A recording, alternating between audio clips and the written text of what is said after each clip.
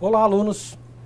Estamos hoje aqui para mais uma aula, nossa tela-aula de número 4, da disciplina de projetos de sistemas web. Boa noite, professor. Olá, professora. Tudo bem com a senhora? Olá, tudo bem, professor? Olá, alunos. Sejam bem-vindos a mais essa teleaula. Vamos estar falando mais um pouquinho sobre esse tema de projetos de sistemas web. Vamos falar um pouco sobre o ML hoje. Já estou aqui com o chat aberto para que vocês possam participar, para que vocês possam mandar suas mensagens, dúvidas e perguntas e comentários, que possamos ter uma boa aula. Pessoal. Muito bem. Então vamos começar com o nosso conteúdo de hoje. Como a professora bem disse, agora no início, né? O nosso assunto de hoje é o paradigma orientado a objetos e ao ML. Então, os objetivos da nossa teleaula de hoje: conhecer o paradigma orientado a objetos, compreender os conceitos que definem os artefatos e diagramas de UML e os benefícios de sua utilização. Entender o uso dos diagramas de caso de uso, classes e objetos. Identificar casos de uso e classes. Entender o que é mensagem e aprimorar nossos conhecimentos sobre modelagem de sistemas. Muito bem. O que é o paradigma? Então, temos o paradigma, é a filosofia adotada na construção de software. Então, nós temos o paradigma imperativo ou procedural, o paradigma lógico, o paradigma funcional e, atualmente, temos o mais utilizado hoje, né, na atualidade, é o paradigma orientado a objetos e também orientado a aspectos. A nossa disciplina de hoje, nossa tela-aula, hoje vai tratar do nosso paradigma orientado a objetos. Então temos aí as linguagens de Java, C++, Smalltalk, C#, PHP e outras linguagens mais que trabalham aí com a orientação, o paradigma de orientação a objetos. Então, o que nos diz o paradigma orientado a objetos? Sugere a diminuição da distância entre a modelagem computacional e o mundo real. Surgiu na tentativa de solucionar problemas complexos existentes por meio do desenvolvimento de software, menos complexos, confiáveis e com baixo custo de desenvolvimento e manutenção. Permite que objetos do mundo real sejam mapeados em objetos no computador, pressupondo que o mundo é composto por objetos. Os sistemas são modelados como um conjunto de objetos que interagem entre si. Muito bem. Então, o principal objetivo de utilizarmos um paradigma de orientação a objetos é justamente trazermos o mundo real, a linguagem que utilizamos no mundo real, para o mundo computacional. Porque quando vamos tratar com pessoas, com indivíduos que não têm familiaridade com o mundo computacional, e o mundo computacional, por ter uma característica abstrata, em que não é algo palpável, né? Software fica residente no computador, então não é uma coisa que se pega, né? Como um copo, uma caneta, uma mesa, uma cadeira. Que, né, desta forma, é muito mais, de muito mais fácil identificação, porque não temos simplesmente, temos vários sentidos, né, para identificar objetos que estão no mundo real. Então tem o tato, né, tem o cheiro, né, tem o peso. Né. Quando tratamos do mundo computacional, nada disso existe, porque tudo é bit, né, é 0 e 1. E aí é muito mais difícil tratarmos de assuntos referentes a resolvermos problemas quando não estamos identificando ou bem tratando de forma similar o mundo real com o mundo computacional. Então, a orientação a objetos, o paradigma orientado a objetos tenta fazer exatamente isso. Ou seja, juntar essas duas questões, o mundo computacional com o mundo real.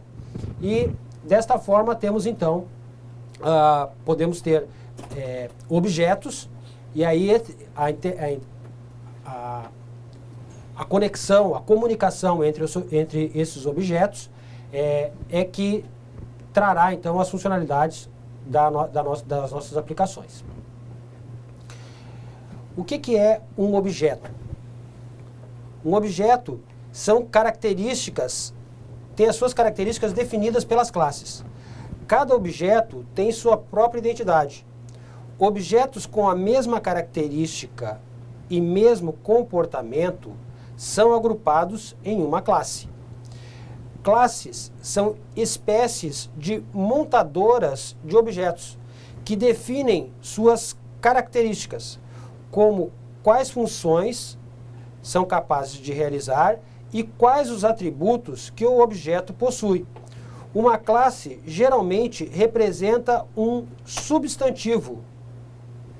Por exemplo, uma pessoa, um lugar, algo que seja abstrato e que possa ser descrito. Então, qual que é a diferença que nós temos da classe para o objeto? Vamos pensar no seguinte. Nós temos várias situações no nosso mundo real que nós utilizamos classe. A parte do mundo computacional. Por exemplo, nós temos classe de médicos, classe de professores, classe de contadores, classe de engenheiros. Então, a classe de engenheiros, existe um conselho que reúne esses engenheiros. A medicina, a mesma coisa para os médicos. Contabilidade, a mesma coisa para o conselho de contabilidade, a mesma coisa para os contadores. Então, isso é uma classe, ou seja, o contador seria uma classe. Agora, quantos contadores existem baseados no mesmo conselho? Ou quantos médicos existem ligados a um conselho? Ou quantos engenheiros existem? Então, o engenheiro seria a classe, uma classe chamada engenheiro. Já cada pessoa, cada engenheiro propriamente dito que teria seu registro do CREA, seria um objeto. Então, simplificando ainda agora mais, trazemos aí, por exemplo, para um veículo. Então, podemos ter uma classe chamada veículo. E aí todos os veículos com as suas devidas placas passariam a ser os objetos. Ou seja, todos os veículos possuem as mesmas características, que é placa, potência potência do motor, quantidade de litros de combustível, o próprio combustível, enfim, várias características que dão, que perfazem, caracterizam, descrevem um determinado conjunto de objetos. Então, a classe sempre vai ter um conjunto de objetos, onde cada objeto com um identificador único, no caso aí, o veículo com o número da placa, o médico com seu CRM, o contador com seu CRC, o engenheiro com seu CREA. Então, esse identificador único caracterizaria o objeto. E um objeto, que o conjunto deles, fariam parte da mesma classe. Continuando. A diferença, então, aqui exemplificada no nosso desenho, entre a classe e o objeto. Então, todo objeto é algo que existe, é uma coisa concreta.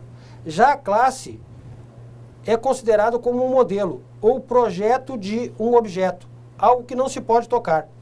Então, é isso que a gente estava, que eu estava explicando para vocês no momento anterior, fazendo a analogia com o veículo, com o médico, com o contador. Então, nós temos aqui a classe, que seria a descrição, as características da casa. E a casa, propriamente dito, como o objeto. Ou seja, o objeto efetivamente existe. Ela é uma classe aqui que está construída. Já a classe é o projeto, a planta, o modelo. E aí ela não existe, propriamente dito, não existe no mundo real. O que existe é a casa propriamente dito. Muito bem. Atributos. Atributos são as propriedades de um objeto. Também são conhecidas como variáveis ou campos. Essas propriedades definem o estado de um objeto, fazendo com que esses valores possam sofrer alterações. Já operações é uma função ou transformação que pode ser aplicada a ou por objetos em uma classe. Então, os atributos, eles seriam as características propriamente dito dos objetos. Então, o nome, o telefone, o endereço, o CEP, o estado, isso tudo são atributos. E aí podemos ter, quando falamos de pessoa, podemos ter daí para veículos a placa, potência do motor, combustível. Então isso tudo são atributos de veículos. E as operações são justamente os métodos que vão fazer as transformações deste objeto ou a troca desses valores. Ou seja, eu posso criar um objeto e ele, no momento que está sendo criado, ele ainda não tem valor. Ele ainda está em branco, vamos dizer assim. É algo a ser preenchido. E aí, através das operações, o que eu posso fazer? Eu posso mudar o estado desse atributo. Ou seja, eu posso alterar, eu posso torná-lo falso ou verdadeiro, dependendo de qual a funcionalidade, qual a aplicação desse atributo dentro do nosso objeto, dentro da nossa classe. Então temos aqui um exemplo, agora do carro, de um carro. Então olha só, os atributos do carro, ó, marca, modelo, ano, cor e chassi. E as operações? Então, o ligar o carro, o desligar o carro, o andar e o parar. Então, isso são o quê? São operações vinculadas ao carro.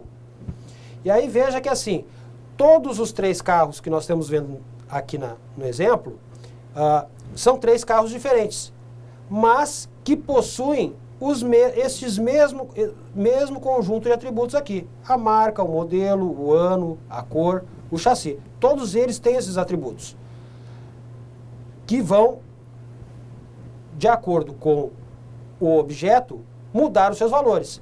Então veja, este primeiro aqui, a cor seria prata. Este aqui já a cor vermelha. Este aqui já a cor cinza. E aí o número do chassi é a mesma coisa. Então, eles têm as mesmas características, mas os valores dessas características são diferentes de cada um com o seu objeto. Métodos. É a implementação de uma operação em uma classe.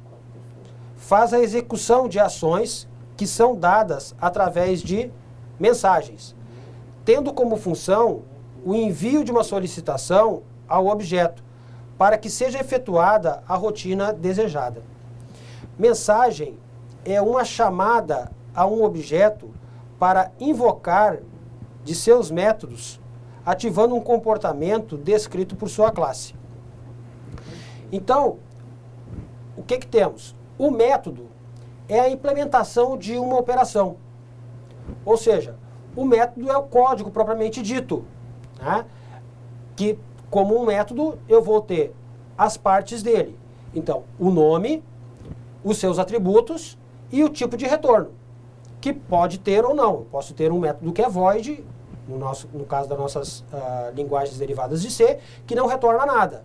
Mas também esse método ele pode ter um retorno, que pode ser um retorno booleano, um retorno double, um retorno float, dependendo aí da linguagem. Um retorno de string, um retorno de uma lista, né? Então, essas aí seriam as partes de um método, né? Já a mensagem, ela é uma chamada a um objeto para invocar um de seus métodos. Então, nós vamos ter um objeto, que nós chamamos de objeto chamador. Ele, na hora que instanciamos, por exemplo, podemos ter ali ele como obj veículo, ponto, gravar, que seria o método, e aí os parâmetros do gravar, ou seja, as características ou o objeto propriamente dito que eu estou querendo gravar. Então, esse conjunto do objeto chamador, o método e os seus parâmetros, nós chamamos de mensagem. Concluindo aqui o nosso slide, temos herança ou generalização.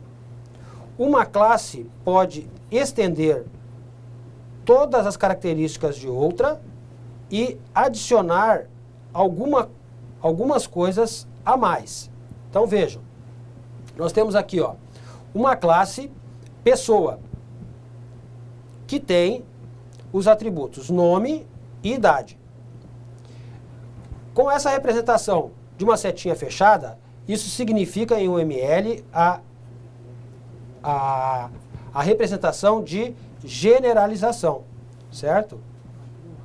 Ou herança, mesma coisa, tá? Então, olha só, tanto a classe pessoa física como a classe pessoa jurídica herdam os atributos da classe pessoa, mas podem ter alguns atributos a mais. Então, verifiquem, a classe pessoa, ela possui os atributos nome e idade.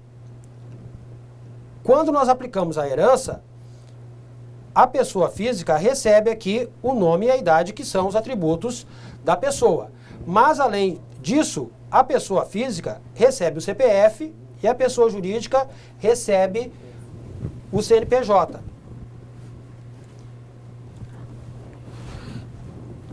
Encapsulamento é o ato de esconder do usuário os processos internos de um objeto, classe ou método. Apresenta ao cliente, usuário, apenas uma interface simplificada. A ideia é tornar o software mais flexível, fácil de modificar e de criar novas implementações. O encapsulamento serve para controlar o acesso aos atributos e métodos de uma classe. Nesse desenho aqui, podemos ver bem o que significa aqui o encapsulamento. Então, vendo esse círculo como uma classe, a classe teria o código, que seriam os seus métodos, na parte externa, e os atributos na parte interna. Então, uma classe encapsula os atributos e métodos, ocultando os detalhes de implementação dos objetos. Então, o que acontece? Por padrão, na orientação a objeto, todos os atributos da classe, eles devem ser privados, a visibilidade dele. O atributo, ele pode ser privado, público ou protegido. No caso, nós temos os três tipos de visibilidade, mas a visibilidade mais indicada como padrão para adotarmos, claro que podemos usar a protegida ou a pública, mas em casos muito específicos, o ideal sempre é utilizarmos os atributos como privados, ou seja, só a própria classe tem acesso a eles. E assim, cada vez que é necessário fazer alguma alteração no valor de algum atributo da classe, ela é feita através de método. Então, são os métodos que estão, como nós podemos ver aqui na nossa representação, no nosso slide, os métodos, eles estão na parte externa aqui, certo? Então, os métodos, eles acessam aqui, sem problema nenhum, os atributos e podem trocar os valores, fazer operações e tudo mais entre os atributos. Mas uma classe que esteja externa, aqui que poderia ter uma outra classe aqui, ela não pode, para conversar com a outra classe, vai conversar só através de métodos.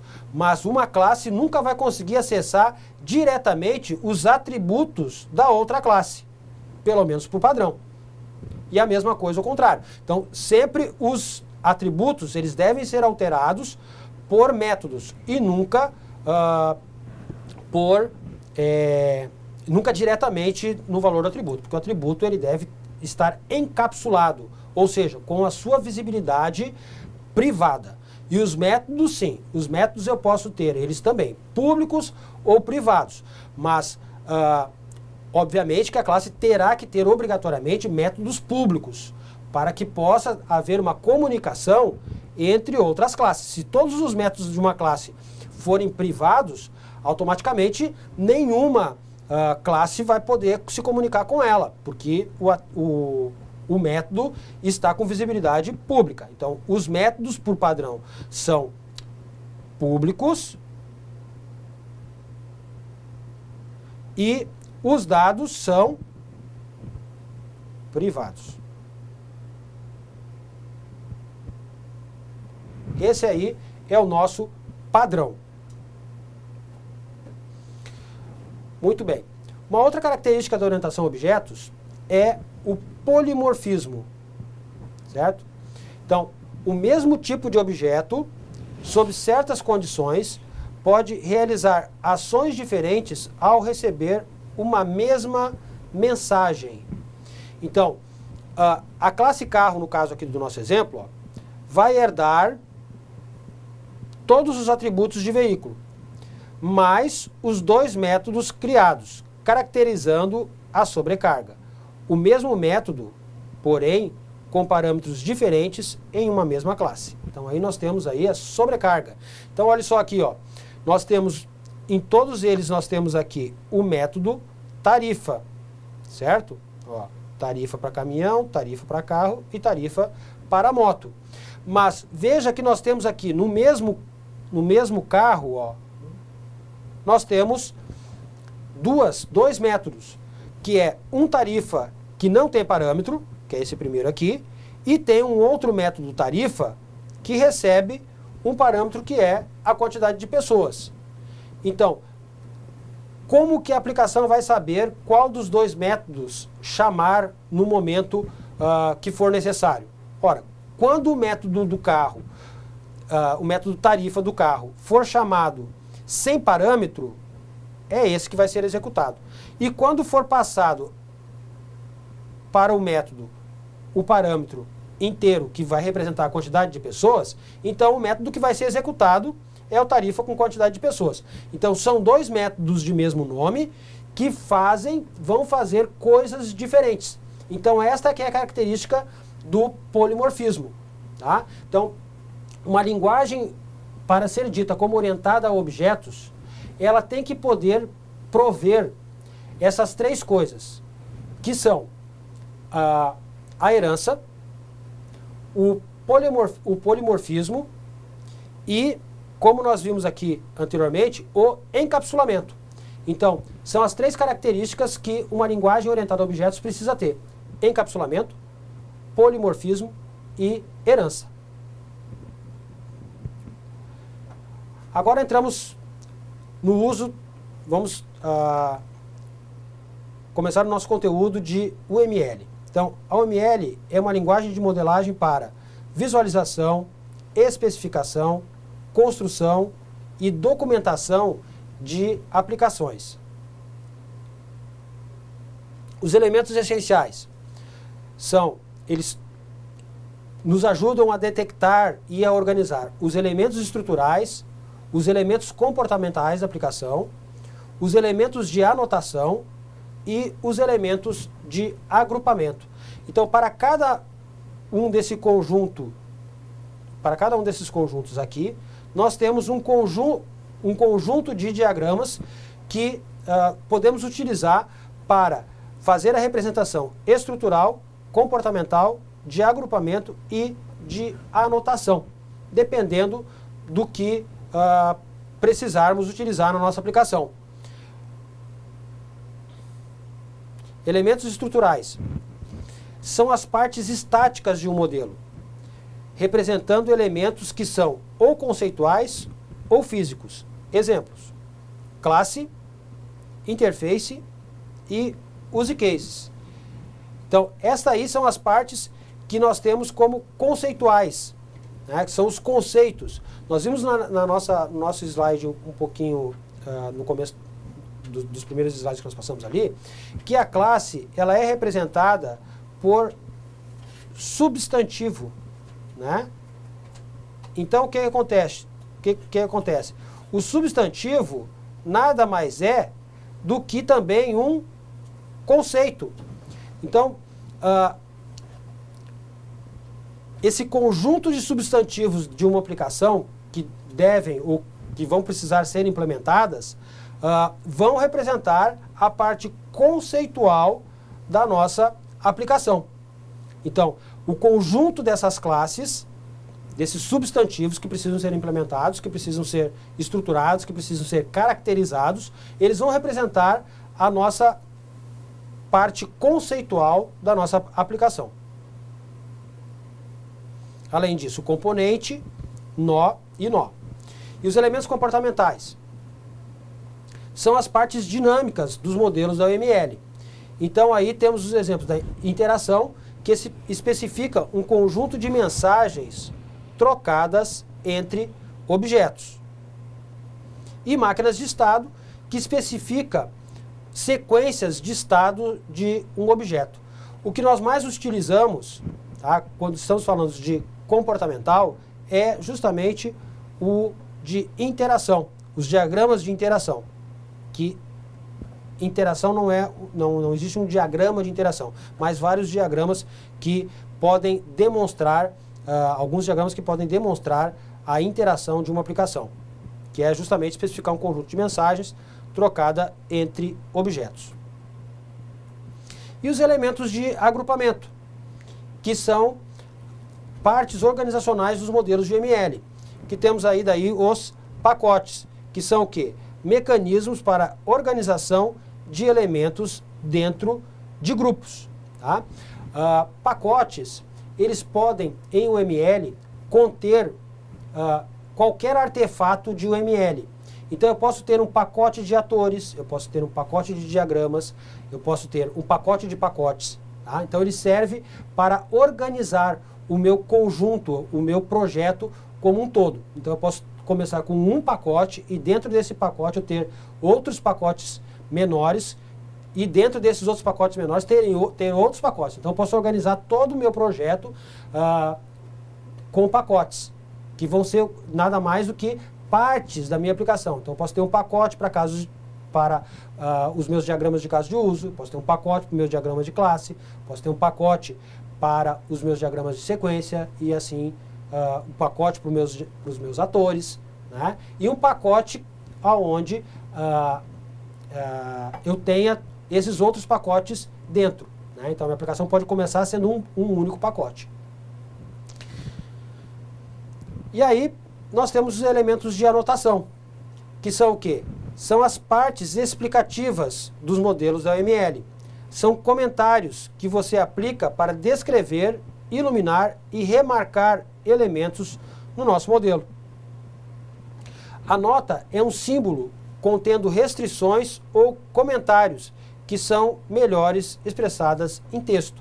Então qualquer explicação que for necessária eu colocar no meu projeto, eu uso a representação de nota, que nada mais é do que uma caixinha, né? Assim, e aí dentro o texto especificando aí a nota. Elemento de anotação só existe um, tá? Que é a nota mesmo. Não existem mais elementos de anotação, é só o elemento, o artefato nota. Diagramas. Diagramas são representações gráficas de um conjunto de elementos. São desenhados para visualizar um sistema de diferentes perspectivas. A UML possui 9 diagramas. Use case, caso de uso, classe, objeto, sequência, colaboração, estados, atividades, componentes e implantação.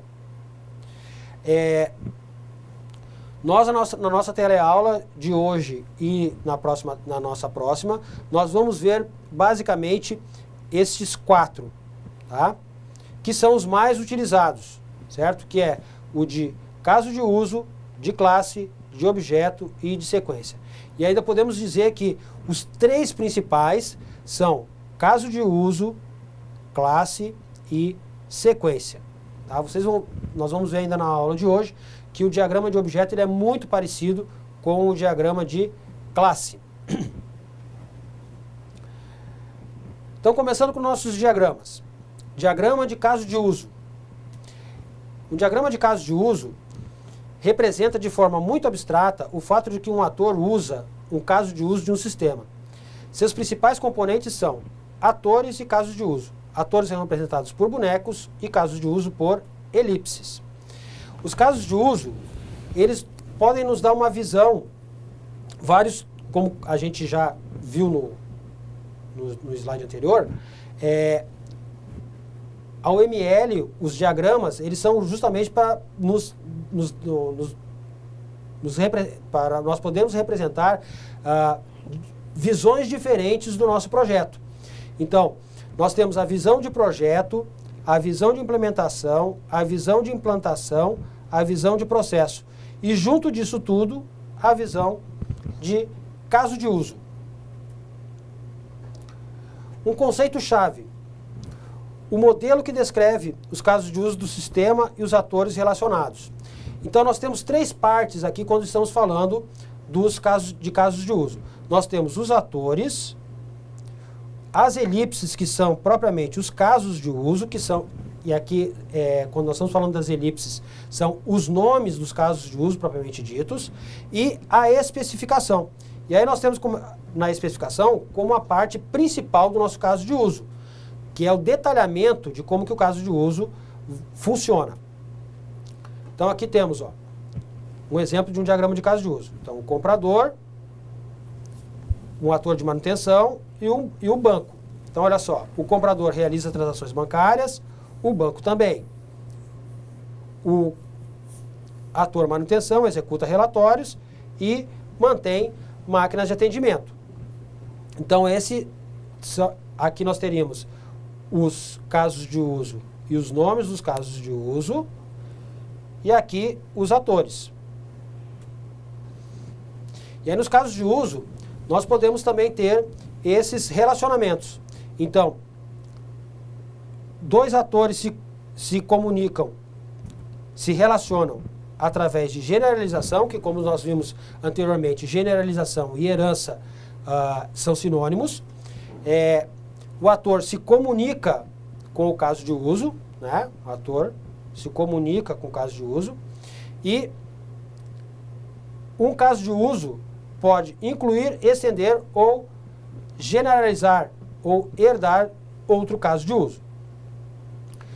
Aí nós temos, no caso aqui, a representação de herança, no caso de uso aqui, nos nossos atores. Então vejam só, médico, enfermeiro e auxiliar, os três são profissionais de saúde. E os três, como profissionais de saúde, podem alterar o prontuário. Então isso descreve, demonstra um relacionamento de herança. Os casos de uso, como nós vimos, então, pode se relacionar por inclusão, extensão ou generalização. E aqui vemos a representação de como são utilizados a inclusão e a extensão. Então, um caso base pode incluir um caso de uso ou pode estender um caso de uso, dependendo da utilidade, do que nós estamos querendo fazer. Então, o relacionamento de inclusão é o relacionamento mais simples. Representa uma relação entre um caso de uso básico e um caso de uso incluído. Isso significa que caso de uso incluído é explicitamente inserido no caso de uso base, de forma semelhante a uma chamada de função. Então, um caso de uso, quando ele é incluído, ele pode ser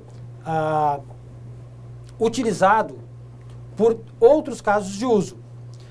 Quando nós temos aqui, que vamos só, antes de vermos aqui a nossa representação gráfica, nós temos a inclusão. Então, olha só, saque em dinheiro, transferência de fundos e depósito em dinheiro. Veja que os três casos de uso, eles estão incluindo a identificação do cliente. Então,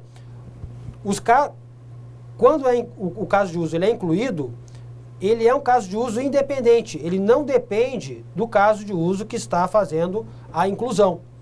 Então, no caso aqui, todos os três precisam fazer a identificação do cliente. Então, os três podem incluir esta função, essa funcionalidade no seu caso de uso. O de extensão. O relacionamento de extensão descreve que um caso de uso estende o comportamento do seu caso base, o que acontece apenas se uma condição de extensão for verdade.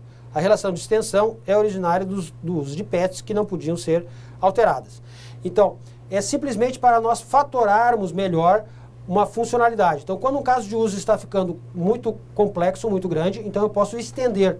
Só que quando há um relacionamento de extensão, podemos ver aqui agora na nossa representação gráfica, que já, olha só, aqui o cliente está querendo fazer uma retirada, e aí estende para ser uma função de retirada de moedas e uma retirada de um saque em notas. Então, os dois são saques, mas um em moedas e outro em notas. E esses dois casos de uso estendidos, eles só terão funcionalidade, só servirão para o caso de uso base. Então, essa é a diferença básica entre casos de uso estendidos e casos de uso incluídos.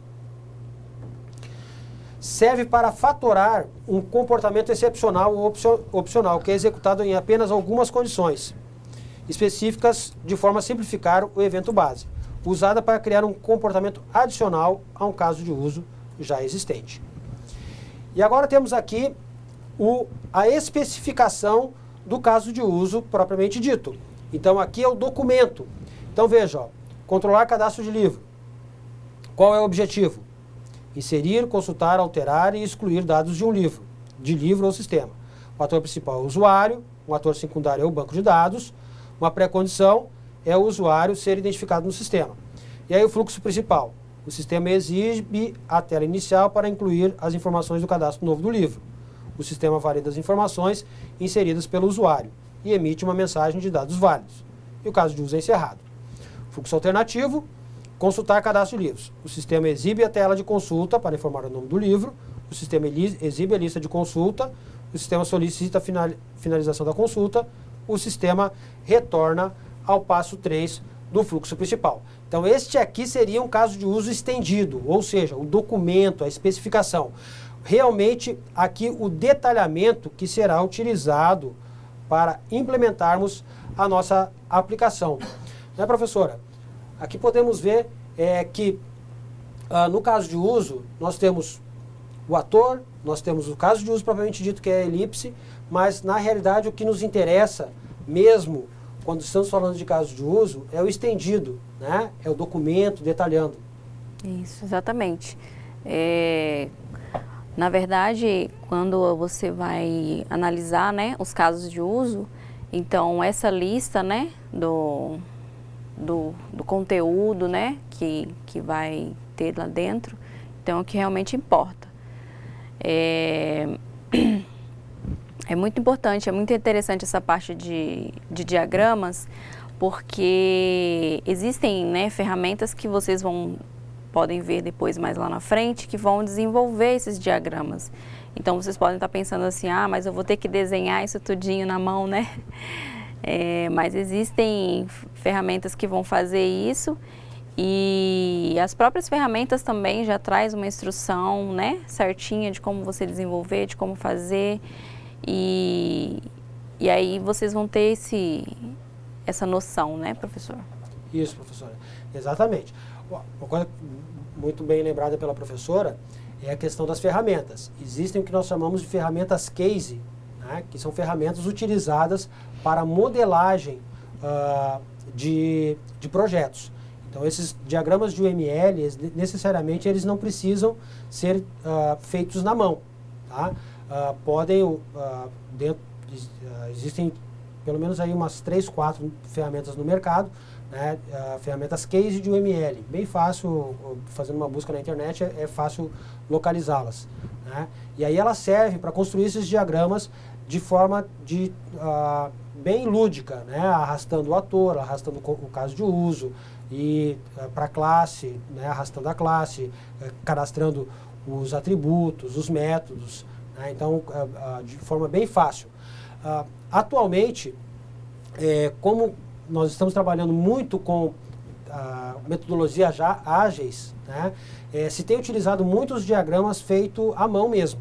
Tá? Então, em quadro branco, em papel, e aí são tiradas fotografias, como a gente tinha visto na metodologia Scrum, que inclusive foi um dos exercícios que foi passado para os senhores, foi justamente para desenhar alguma coisa de telas e tudo mais, e a gente já falou que não precisava ser uma ferramenta, poderia ser à mão. Mas existem, para fazer os diagramas mais bem elaborados, para montar um projeto bem elaborado, existem ferramentas, inclusive livres, que podem nos auxiliar aí na montagem dos nossos diagramas. Continuando aqui, então agora vamos falar um pouco de diagrama de classe. Então, os diagramas de classe são os principais diagramas estruturais da UML. Eles mostram classes, interfaces e seus relacionamentos. As classes especificam a estrutura e o comportamento dos objetos, que são instâncias de classes. Então, objetos são sempre instâncias de classes, né? Lá no código a gente usa lá o new, né? Então, quando aplicamos um new, nós estamos criando uma nova instância utilizando o método do construtor da classe para instanciar objetos novos. Então aqui temos um exemplo de um diagrama de classes. Veja que assim, ó, começamos aqui com o cliente, ó, o cliente e suas características. Então, o nome, o endereço, a data da primeira compra, a data da última compra e o total comprado, total da compra. E aí temos a classe pedido. E aí com o código do pedido, a data de recebimento do pedido e o total dele. Com seus métodos logo abaixo, confirmar, cancelar, calcular. Veja que aqui nós conseguimos no próprio diagrama já estabelecer o tipo de cardinalidade que nós temos. E aí é sempre feito assim, ó, um pedido tem um cliente. E o cliente faz ou nenhum, ou o asterisco significa vários, ou nenhum, ou vários pedidos. Né? Quando nós vamos aqui para o relacionamento do pedido para o item, aí nós só temos um relacionamento aqui de composição. Ou seja, é um relacionamento forte, em que o pedido, para ele estar completo, ele precisa dos seus itens. E ao mesmo tempo, os seus itens, os itens do pedido, eles só servem para a classe pedido, não serve para outra. E aí nós temos então os itens do pedido, a quantidade dele, de cada item, o preço de cada item e se ele tem em estoque ou não.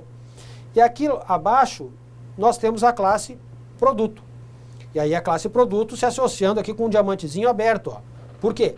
Porque essa classe produto, ela pode se relacionar com outras classes. Ou unicamente, a hora que eu quero fazer os cadastros dos produtos, por exemplo, eu não preciso da classe item pedido. Né? Diferente do relacionamento que nós temos aqui em cima do pedido para o item do pedido. Aqui sim, há necessidade, a classe item pedido só vai existir se a classe pedido existir. Já no caso do relacionamento aqui de item pedido para produto, não. A classe produto pode existir sem a existência da classe item pedido. Ao lado aqui nós temos aí já o uso de herança, ó, generalização da classe cliente pessoa jurídica e cliente pessoa física. E aí, já tínhamos conversado em aula passada, né, que como que funciona aqui o nosso relacionamento? Então, cliente pessoa jurídica é do gênero cliente. E cliente é especializado em cliente pessoa física ou cliente pessoa jurídica. E aí, por fim, nós temos aqui o diagrama de objetos, que mostram os objetos e seus relacionamentos, representam instâncias estáticas de elementos dos diagramas de classe. E os diagramas de objetos são úteis para a modelagem de estrutura de dados complexas. Então, veja, nós temos daí, aqui em cima, na parte de cima, eu coloquei as classes. Então, a classe professor que ministra um curso e o aluno. E já abaixo aqui são os objetos. Veja que quando nós estamos falando de objetos, o objeto tem valor no seu atributo. Olha só, a matrícula do professor tem um número, o professor aqui tem um nome. Ou seja, ele é um objeto. Por quê? Porque Jaelson Castro, desta matrícula, só existe um. E existem vários professores, mas professor Jaelson com essa matrícula, só existe ele. Né? A mesma coisa quando nós descemos aqui para a classe, para o objeto curso. Então, olha só, quando nós estamos falando da classe, ó, aqui em cima, ó, temos o código da disciplina, a descrição e o código da turma. E aí, esse conjunto aqui embaixo do curso, ó, código do curso, descrição do curso e código da turma, esse conjunto de informações vai representar um único objeto e ele não se repete. Porque quando vamos falar de um outro curso, ó, já muda o código do curso, muda a descrição e muda o código da turma. E aí o conjunto de alunos que vão estar em cada curso também muda o conjunto. Porque como nós podemos ver aqui, ó, este aluno, observem, ele é um objeto, é um único aluno que não se repete, porque ele tem um identificador único que é uma matrícula, com o nome Nelson Mandela aqui, e aí ele está matriculado nos 2 cursos. Isso perfeito, né? Sem problema nenhum. Então, veja que os cursos eles podem ter vários alunos, ó, vários alunos, certo? Onde cada aluno, como objeto, ele vai ter que ter um identificador único. Essa é uma característica fundamental da orientação a objeto. A classe ela tem que propiciar que os seus objetos possuam um identificador único. Vejam só, em cima aqui de novo aqui nas classes, ó.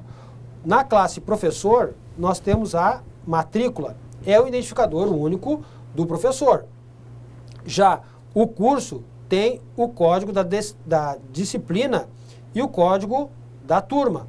Então, esse conjunto do código da disciplina com o código da turma, ele vai também ser um identificador único do curso. E a mesma coisa para o aluno. O número da matrícula do aluno vai ser um identificador único. Todos os alunos vão ter uma matrícula. Então, como classe, nós teremos um único atributo, que é a matrícula, que servirá para cada objeto identificar unicamente, se identificar como único, certo? Então aí é que nós precisamos, cada classe sempre, obrigatoriamente, ela tem que ter um atributo, um atributo ou 2, mas o ideal sempre é um, que identifique ela, possa identificar os objetos que foram criados com base no seu modelo, como um objeto único. Então, uma pessoa jurídica, uma pessoa física, um carro e assim por diante.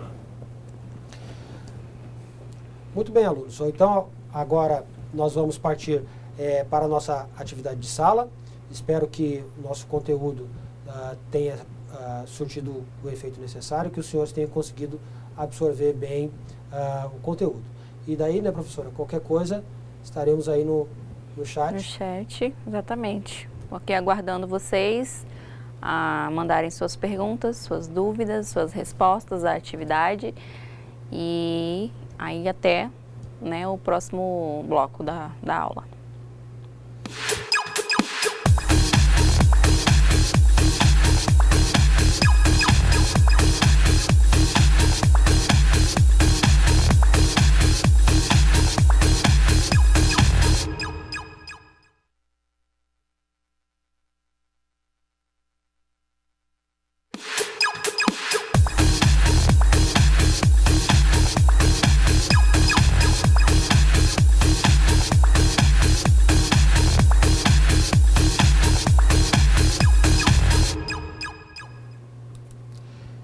Muito bem. Retornamos agora, então, para resolver as questões da nossa atividade de sala. Como estivemos aí, professora, no nosso chat? Teve alguns polos que participaram, que mandaram suas respostas, né? Vou citar aqui o polo de Ji-Paraná, o polo de Presidente Médici, né? Alguns alunos do polo de Porto Velho mesmo, o aluno Maicon, que consta aqui, enviaram suas respostas. E agora o professor vai comentar, né, as respostas, vocês vão poder conferir se vocês responderam corretamente ou não. Muito bem.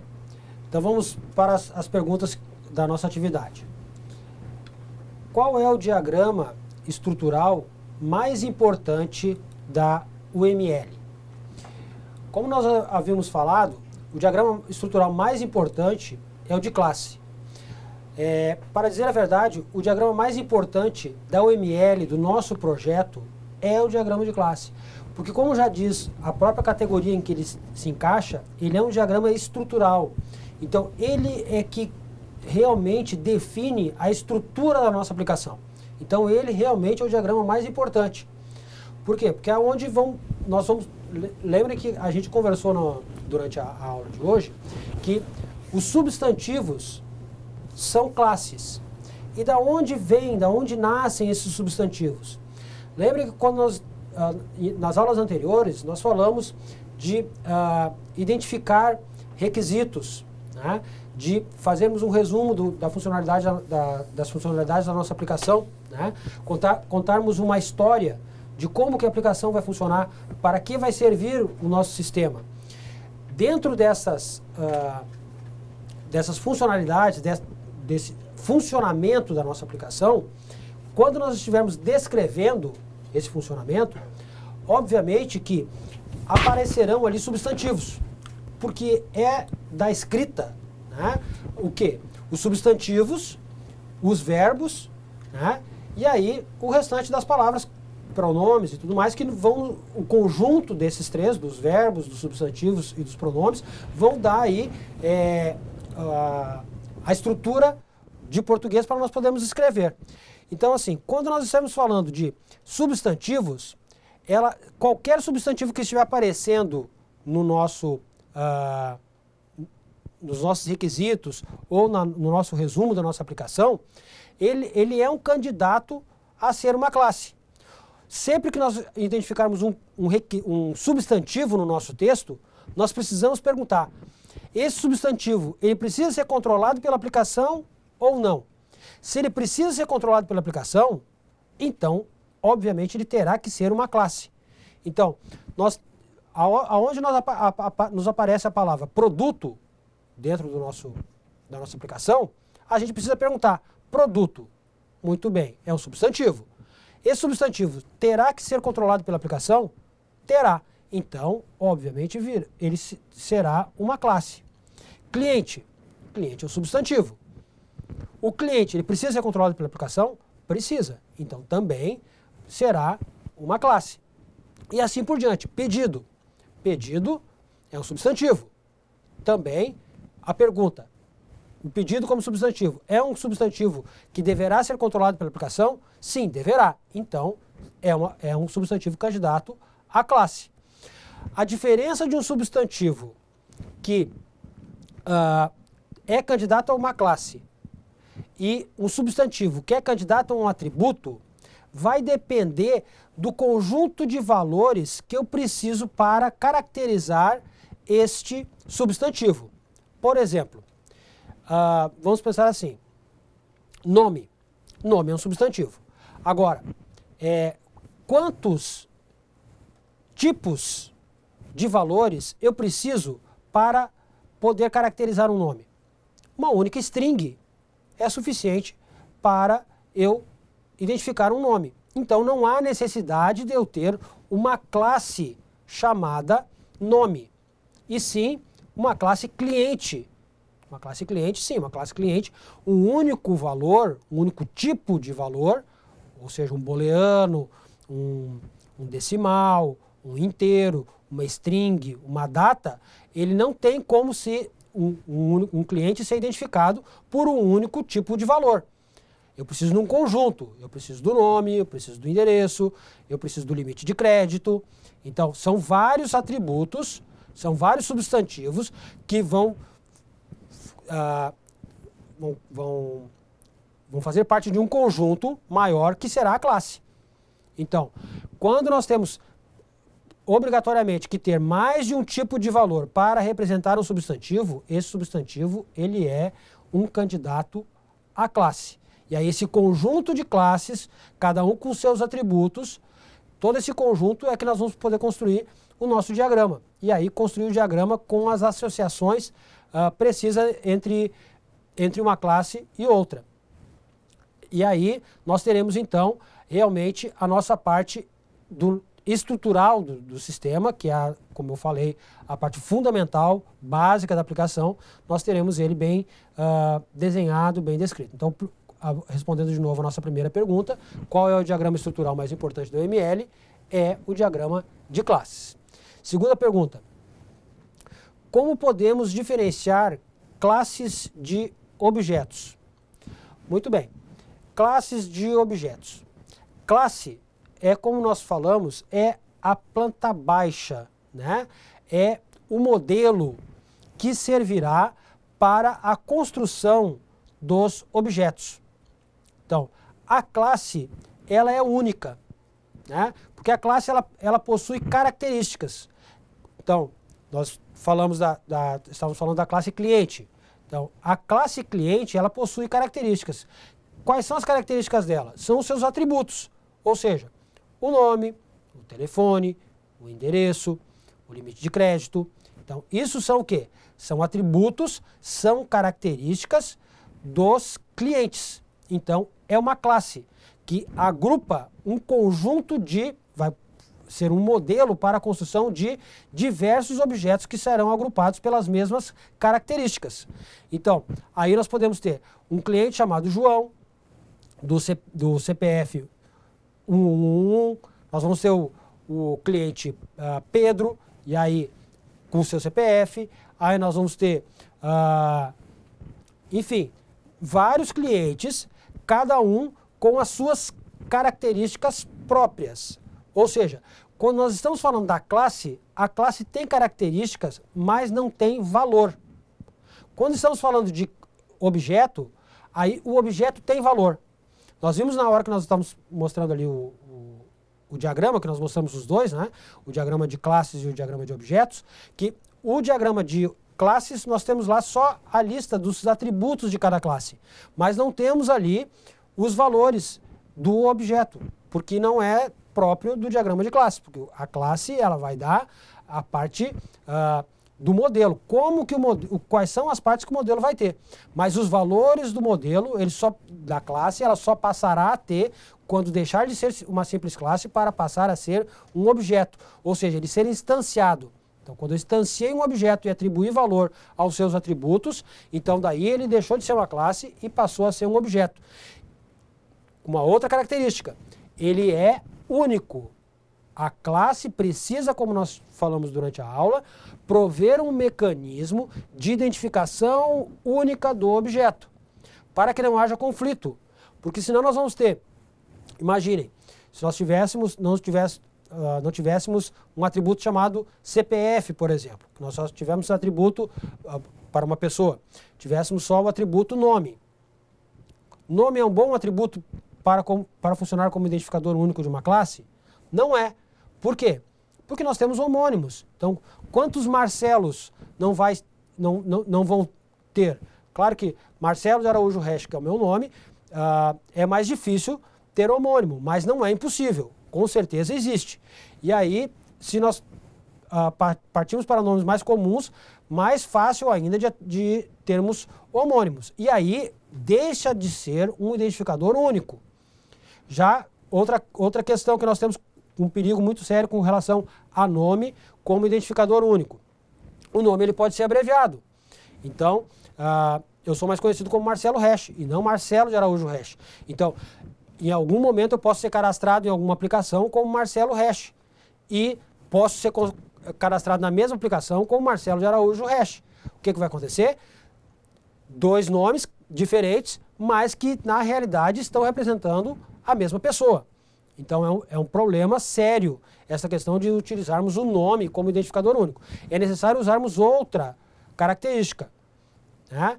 Outro atributo, que seria, por exemplo, o CPF. O CPF é um bom atributo para funcionar como identificador único. Também temos a matrícula.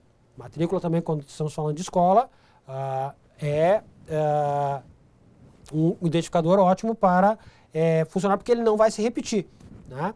Então, é fundamental que, então, diferenciando classe de objeto. Classe é o modelo, é a planta.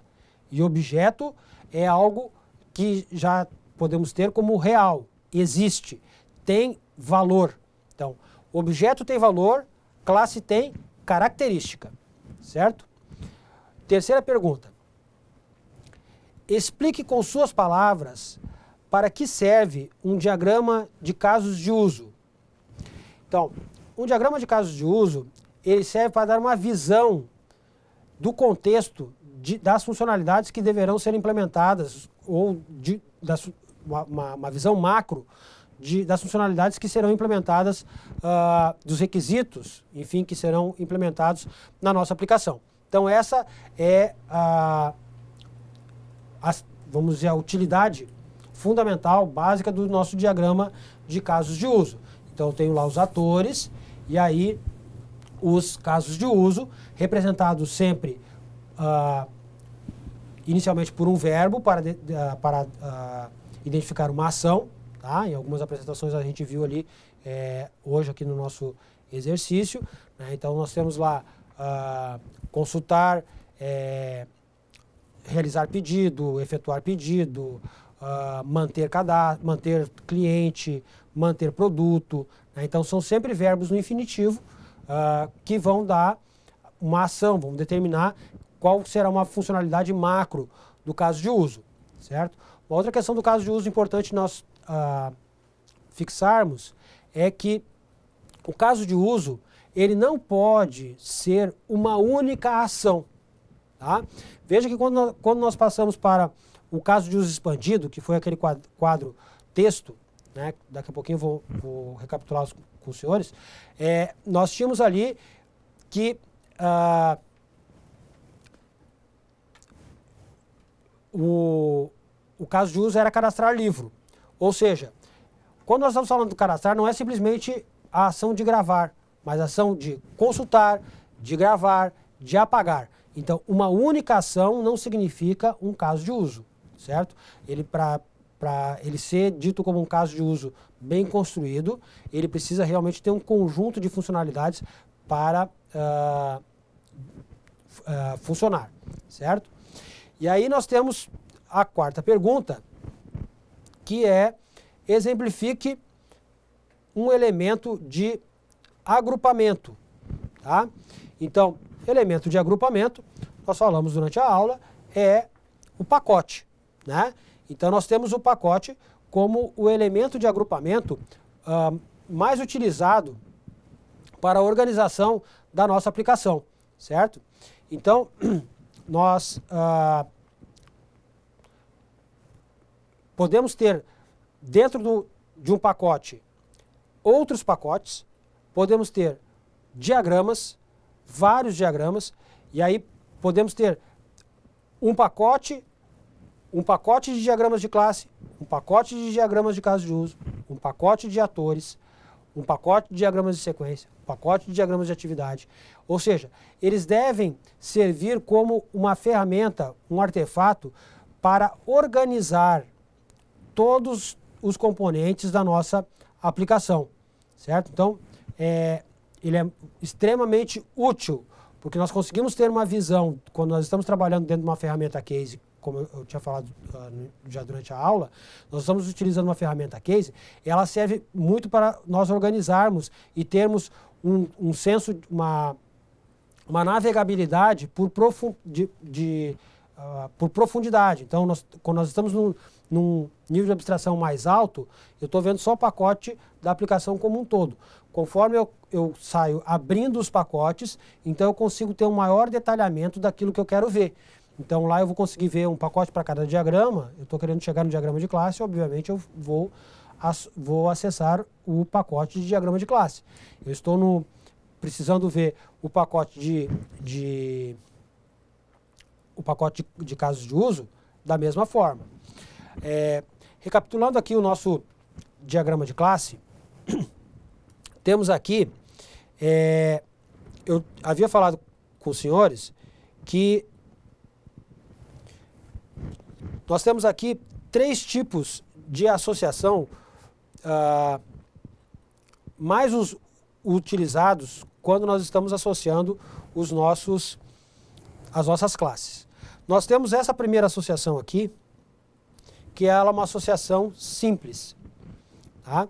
Então, são 2 classes fortes, independentes, tá? E que simplesmente uma tem a outra, mas elas não têm, vamos dizer assim, familiaridade entre elas. Cliente é uma coisa, é um substantivo com os seus atributos, com as suas funcionalidades, e pedido é outro substantivo com outras funcionalidades, com outras atribuições. Né? Então, nós temos aqui que o cliente faz pedido. Né? Então, estamos aqui com a setinha aqui, ó. O cliente faz pedido. E aí, o cliente faz ou 0 ou vários pedidos.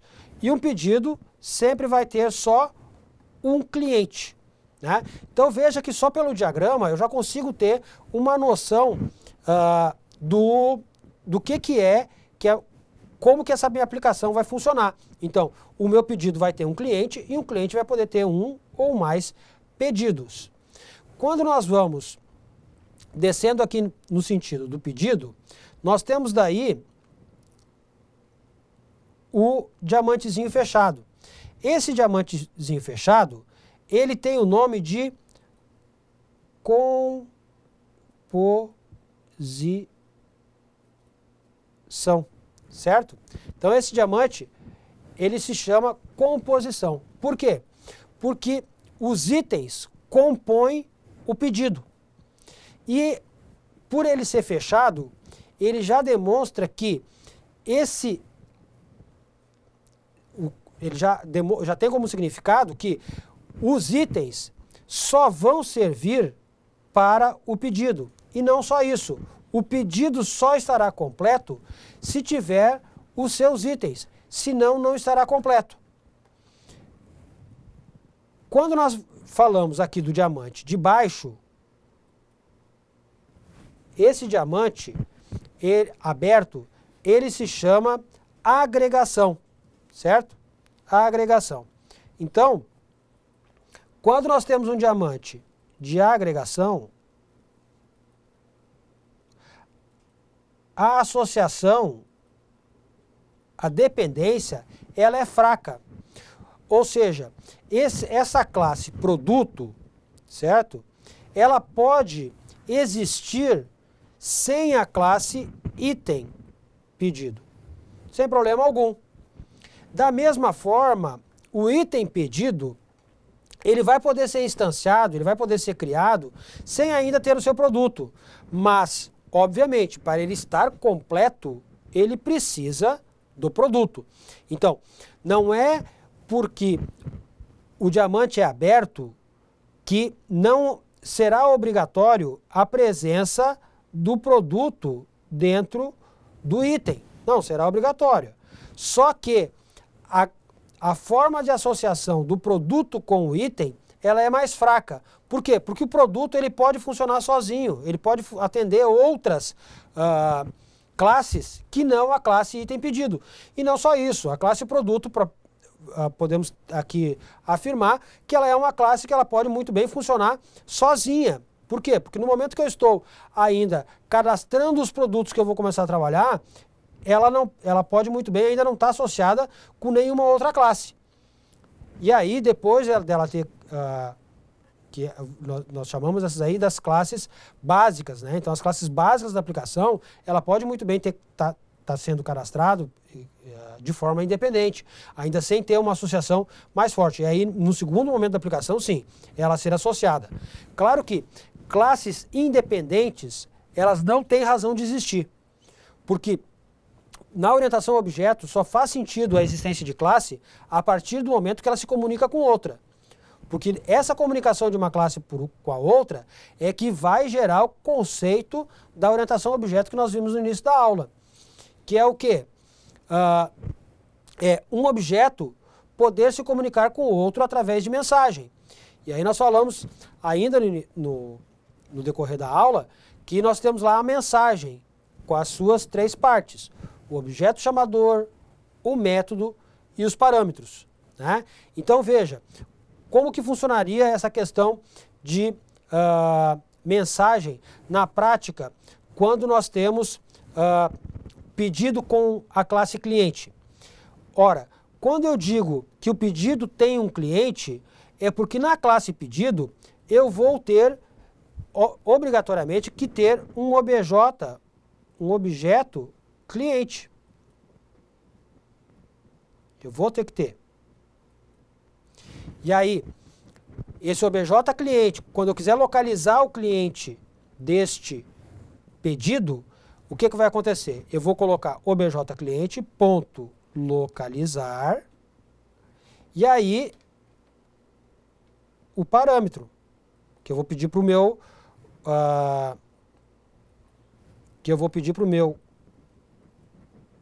usuário digitar na hora que ele estiver preenchendo. Então ele vai botar lá localizar barra desculpa, parênteses, e aí vai digitar ali o nome do cliente. Então veja, na classe pedido, aqui quando ela estiver funcionando, quando o pedido já passar a ser um objeto, que eu estiver manipulando ele, eu vou ter na classe pedido o obj cliente, chamando com o método localizar, recebendo como parâmetro o nome. Então, esse conjunto dessas 3 partes é que nós dizemos que é a mensagem. E desta forma, eu estou criando uma comunicação da classe pedido, ou do objeto pedido, no momento que estiver na ação, do pedido com o cliente, certo? Aí nós temos ainda a questão do cliente com o relacionamento de associação por generalização e especialização. Lembra que na aula passada nós já havíamos falado disso. Então, quando nós vamos do sentido de cima para baixo, eu digo que a classe cliente ela é especializada na classe cliente pessoa física.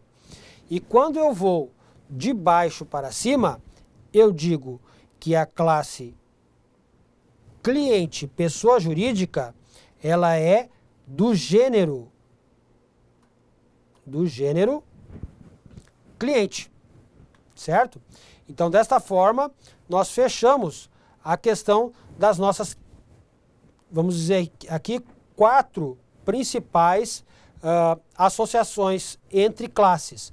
Nós temos a simples, que vimos aqui, nós temos a agregação simples, que é quando uma classe contém a outra, mas de forma mais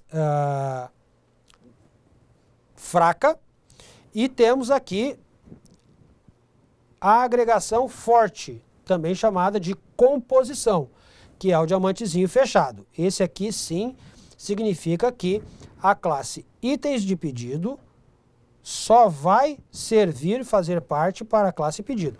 E a classe pedido só faz sentido se tiver os seus itens. Se não, não. Recapitulando aqui a questão do nosso diagrama de objetos, então, de novo aqui, vejam só, para nós termos uma visão de como funcionará a nossa aplicação, fica muito fácil, né? Fica mais fácil eu atribuir valor para os atributos, né? E aí eu consigo verificar como que está a visão do conceitual aqui da minha aplicação, né? De uma forma mais detalhada. E aí eu consigo então dessa forma verificar qual é o código do curso, a descrição, o código da turma, né? E aí é mais fácil do que eu simplesmente... Veja que quando eu estou falando aqui da classe, propriamente, só da classe, aqui como temos aqui na parte de cima aqui do nosso slide, ó, eu tenho os atributos ali de forma mais seca, né? Então, ainda aqui sem valores. Quando eu coloco valores nestes atributos, como nós vemos aqui na parte de baixo, aí já fica mais simples, é mais fácil de eu verificar qual vai ser a função, a utilidade de cada um dos atributos no decorrer da aplicação. E até muitas vezes é fácil eu identificar se eu estou com um conjunto de atributos suficiente para identificar determinada classe, ou se é necessário criar mais atributos, ou ainda se existem atributos que eu posso simplesmente suprimir, que não são necessários, que estão ali a mais, né? Não teria necessidade de existir. Veja que aqui nós tivemos o diagrama de objetos com todos os atributos preenchidos, e aqui um diagrama de objetos, ó, simplesmente fazendo uma associação do professor com seus cursos, né? Do curso com os alunos, e alguns aqui só com nomes, certo? E aí nos dá uma ideia de como que a aplicação irá funcionar. Lembrando sempre, para concluirmos, que esses atributos, veja que eles estão com um sinalzinho de menos aqui, tá? Sempre como está com um sinalzinho de menos, significa que a visibilidade é privada, certo? Privada. Quando está com um sinalzinho de mais, quando nós temos aqui, ó, olha os métodos aqui que estão com sinalzinho de mais. É porque essa visibilidade ela é pública, certo? Então, mais é público e menos é privado. Muito bem. Então, professora, dessa forma, concluímos a nossa aula de hoje, né? Sim, hoje vocês puderam ter essa noção aí de modelagem orientada a objetos, né? Falamos um pouquinho também sobre a UML, que é uma linguagem unificada para esse tipo de modelagem. E podemos aí ter uma aula bem participativa e bem esclarecida sobre esse assunto. Eu espero que na próxima aula nós possamos ainda acrescentar ainda mais na aprendizagem de vocês. Bom, na próxima aula nós continuaremos ainda com o ML. Na próxima aula nós vamos ver o nosso diagrama de sequência e aí fecharemos o nosso conteúdo de UML, veremos também o padrão MVC na próxima aula. Espero que os senhores tenham aproveitado a aula de hoje. Agradecemos aí a participação de todos nos exercícios de vários polos, né? E na próxima aula, então, nos encontraremos para termos então o nosso quinto encontro. Tá? Um abraço a todos.